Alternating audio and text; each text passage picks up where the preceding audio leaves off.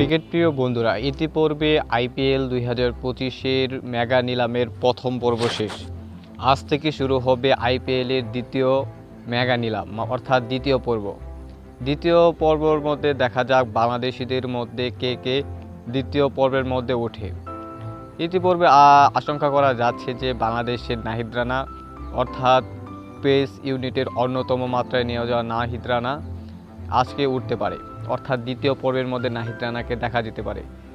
এটার মধ্যে সবচাইতে বড় বিষয় হচ্ছে যে নাহিদ রানা কি দল পাবে বা পেলেও কোন দল পেতে পারে, এটা নিয়ে ভক্তদের মাঝে অর্থাৎ বাংলাদেশি ভক্তদের মাঝে এক বিশাল আকাঙ্ক্ষা।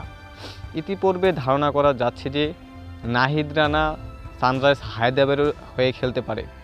তার অন্যতম দুইটা কারণের মধ্যে সবচাইতে বড় দুইটা কারণ হচ্ছে যে নাহিদ রানার পেস ইউনিট, আর প্রথম পর্বের মধ্যে দেখা যাক হায়দ্রাবাদ কিভাবে তাদের দলটা সাজাইছে।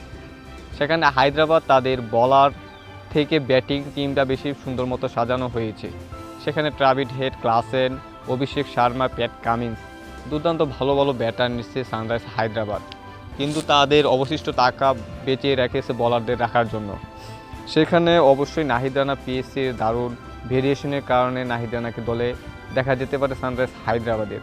হায়দ্রাবাদ চাইবে তাদের বোলিং ইউনিটকে শক্তিশালী করার জন্য নাহিদ রানাকে নিতে এবং দলে ভিড়াতে। এটা প্রতিটা ফ্র্যাঞ্চাইজি চাইবে নাহিদ রানাকে দলে বেড়াতে, কিন্তু এদের মধ্যে সবচেয়ে এগিয়ে রয়েছে সানরাইজ হায়দ্রাবাদ।